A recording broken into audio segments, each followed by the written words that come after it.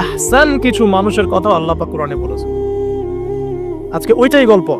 সূরাতুল বাকারার আয়াত নাম্বার 207-8 এই দুটো আয়াত একটু পড়ে দেখবেন।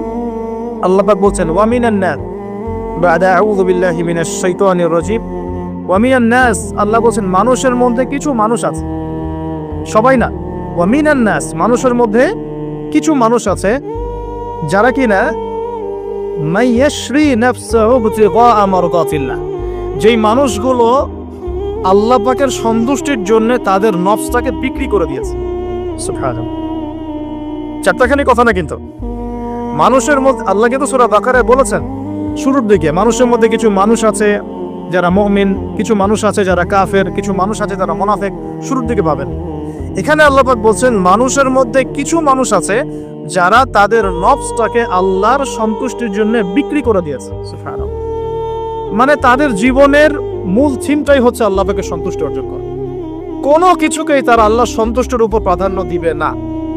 যদি কোটি টাকার অফার আসে হারাম, সে সেটা রিজেক্ট করবে, আল্লাহ নারাজ হবে। একটা সুন্দরী মেয়ে যদি জেনার অফার করে, সে রিজেক্ট করবে, কারণ সে আল্লাহকে ভয় করে। সে আল্লাহ পাকের জমিনের উপরে গায়রুল্লাহ বা কুফফারদের, তাগুতদের কোনো লস ইমপ্লিমেন্ট করতে পারবে না, কারণ সে আল্লাহকে ভয় করে।